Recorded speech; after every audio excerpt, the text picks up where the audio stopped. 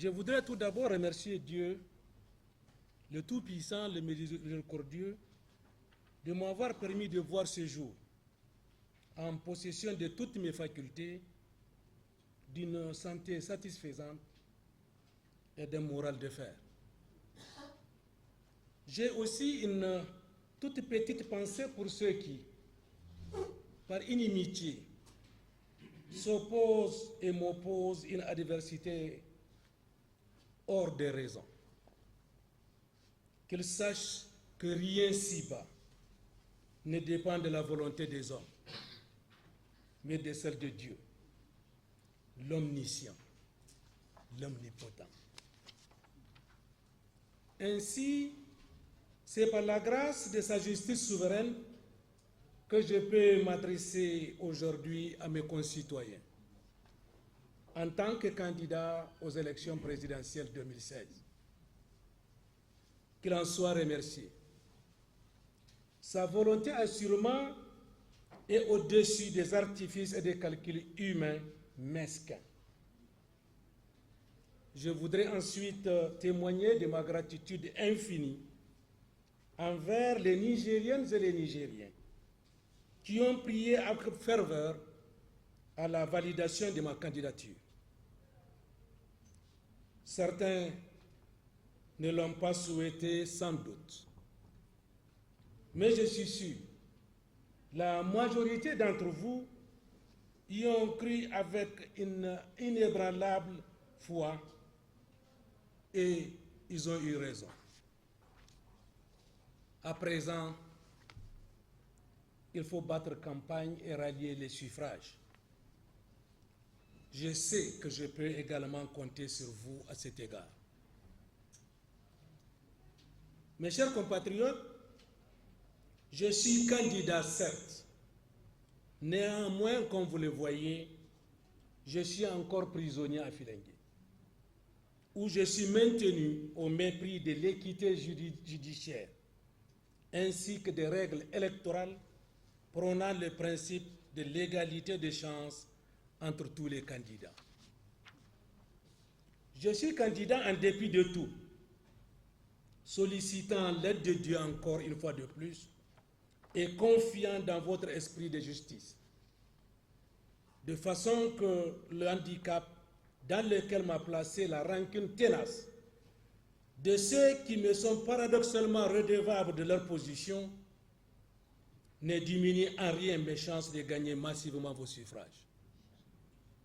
Mon destin, comme Dieu l'a décidé, est désormais entre vos mains. Et je vous fais confiance. Mes chers compatriotes, si je suis candidat, ce n'est ni par ambition démesurée, ni orgueil, encore moins par manque d'humilité. Mais c'est parce que j'ai l'absolue conviction de pouvoir apporter au redressement urgent de notre pays, aujourd'hui mal en point, à tout point de vue, le capital de mon expérience appréciable en matière de gestion efficiente des affaires publiques. Cette expérience, vous la connaissez. En effet, plus d'une fois, vous m'avez vu à l'œuvre dans les moments les plus difficiles de l'existence du Niger durant ces dernières décennies. Je sais, comme vous le savez aussi, que je peux être utile en ce moment à notre pays. Je peux être d'abord utile, ne serait-ce que pour donner en tant que candidat une signification positive au changement auquel vous espérez. Car l'alternance politique que vous voulez doit vous apporter davantage que le changement d'équipe au pouvoir que vous souhaitez, une amélioration très significative de votre condition de vie, comme des espérances de vos enfants en un avenir meilleur. Je suis candidat aussi parce que la démocratie dans notre pays a besoin d'être affermie. Aujourd'hui, nul ne peut contester qu'elle est malmenée et dévoyée parce que certains tentent de la remodeler à l'image des démocraties populaires de sinistre réputation à faire desservir des projets confiscatoires de la souveraineté au profit d'un seul homme. Avec l'alternance, nous allons ensemble donner une âme à la démocratie au Niger, en posant très clairement les contours de la société de liberté et de progrès que nous voulons, pour servir l'intérêt des Nigériens, sans discrimination d'aucune sorte. Parce que pour moi, la vraie démocratie se construit avec et par les citoyens, mais jamais contre les citoyens. Mes chers frères et sœurs du Niger, je suis candidat surtout parce que l'heure est grave. La situation économique et sociale de notre pays exige de notre part à tous un sursaut salutaire. Le pays se délite, ruiné par l'insécurité et les marasmes économiques et financiers. Les perspectives heureuses d'hier ont cédé la place aux brumes de l'incertitude et de la terreur mêlée. Vous le savez, parce que vous en viviez quotidiennement les réalités douloureuses. Vous en souffrez chaque jour, nargués par que vous êtes par la minorité des Nigériens vivant dans l'opulence artificielle, sécrétée par l'ostracisme partisan aveugle, la corruption massive et affichée, le détournement du pouvoir public, le favoritisme outrancier et les délits d'initiés systématiques dans l'attribution des marchés publics, les trafics et les passe-droits en tout genre qui ont fini par inscrire notre pays sur la liste déshonorante des États voyous. Pendant que cette minorité s'affiche avec une insolente ostentation, l'écrasante majorité d'entre vous vit les affres de l'insécurité, de la faim endémique, l'angoisse quotidienne de la guerre contre les fous de Dieu, la pauvreté débridante, le chômage structurel et une existence de précarité chaque jour un peu plus exacerbée.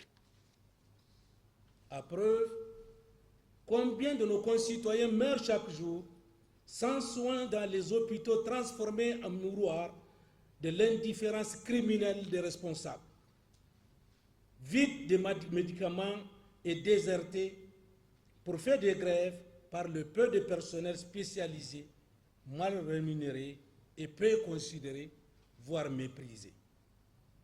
Combien de vos enfants sont condamnés aujourd'hui à affronter leur avenir qui sera dominé par le numérique et les technologies de pointe, sans éducation sérieuse et sans savoir utile, parce que confiés à un système éducatif désorganisé et sans objectifs spéciaux clairement définis.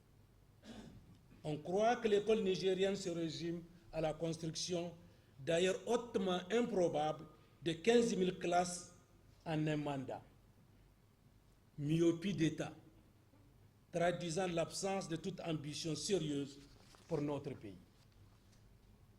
La situation catastrophique très partielle des réalités du Niger actuel que je viens de vous brosser est le résultat de la gestion patrimoniale de l'État poussée jusqu'à la quasi-privatisation des institutions sous le mandat qui s'achève. Mes chers compatriotes, aucun pays ne peut survivre durablement avec de telles méthodes de gestion, car elles sont génératrices de misères incontestables pour le plus grand nombre de citoyens et d'un faste insolent au profit d'une infime minorité de leaders d'opinion et de partisans prébendiers que l'on déroule jusqu'à l'écœurement pour des motifs liés aux enjeux électoraux de cette année. C'est pourquoi il est de votre responsabilité, je vais dire de votre responsabilité d'électeur souverain, de mettre un terme à l'anarchie et à la gabegie d'une gouvernance dominée par les slogans, le marketing politique, la forfanterie et les choix insensés qui sont en train de conduire le Niger à la ruine et au discrédit international, l'eau habituelle des républiques bananières. Mesdames et messieurs, jeunesse nigérienne, je suis candidat dans l'espoir qu'en m'accordant votre confiance, je pourrai reprendre très rapidement en main le navire nigérien en perdition dans l'optique d'y ramener la rigueur dans la gestion de l'État, la sérénité dans le traitement des dossiers et des affaires par l'administration, la transparence et l'équité dans le système judiciaire, recréer un système éducatif plus performant, réhabiliter l'agriculture en la débarrassant de ses archaïsmes et de sa routine stérile, mettre fin à la guerre et à l'insécurité par la réorganisation complète de notre système de défense et de l'articulation entre les différentes forces de défense et de sécurité. Je voudrais, si je suis élu, privilégier les actions qui toucheront directement le bien-être quotidien du Nigérien, ses libertés, ses droits, mais bien évidemment les actions qui l'inciteront à assurer ses obligations envers la nation, avec un peu plus de sens élevé de responsabilité et une véritable fierté d'être un citoyen dans la plénitude du sens de ce mot. Notre pays a aussi besoin de rassurer sa jeunesse en donnant une visibilité moins angoissante à son futur.